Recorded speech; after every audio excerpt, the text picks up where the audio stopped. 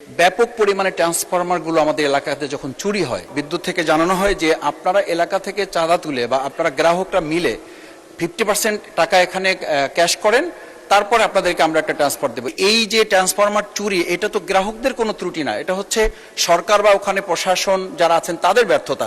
সেই জায়গাটা গ্রাহকরা টাকা দিয়ে এই বিদ্যুৎ ট্রান্সফরমার তাদেরকে নিতে হবে, এই বিষয়টি কিভাবে দেখছেন বিদ্যুৎ মন্ত্রী?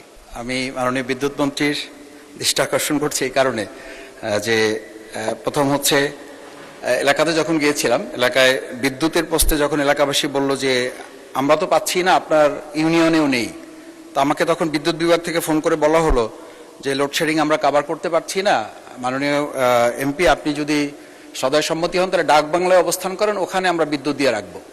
তাই আমি বললাম যে আমার এলাকার লোকজন ছেড়ে, পরিবার ছেড়ে কি আমি ডাক বাংলায় অবস্থান করাটা বাস্তবসম্মত হবে? বলছে এছাড়া আর কিছু উপায় নেই।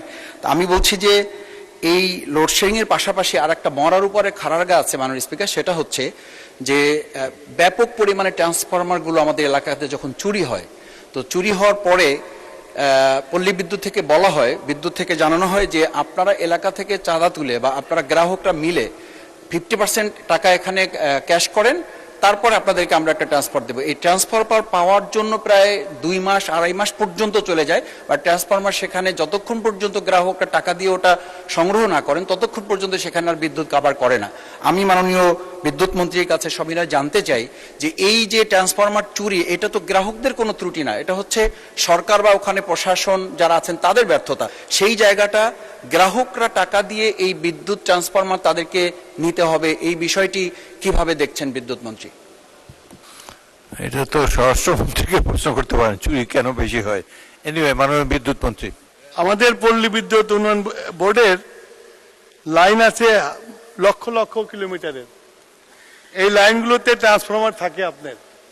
আমার মনে হয় না যে কোনো দেশের স্বরাষ্ট্র মন্ত্রণালয় এই দীর্ঘ লাইন পাহারা দিয়ে ট্রান্সফরমার চুরি করা বন্ধ করতে পারবে।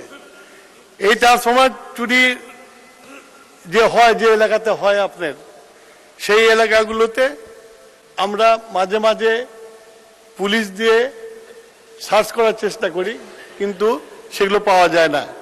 আমি অনুরোধ করব যে এটা তো সরকারি জিনিস, আমাদের জনগণের জিনিস, এটা এই জিনিসটা কিছু দুষ্কৃতিকারীরা চুরি করে নিয়ে যাবে। এলাকার মানুষকে এই ব্যাপারে সবাইকে সচেষ্ট হতে হবে যে তাদের এই কাজের জিনিসটা যেন চুরি না হয়।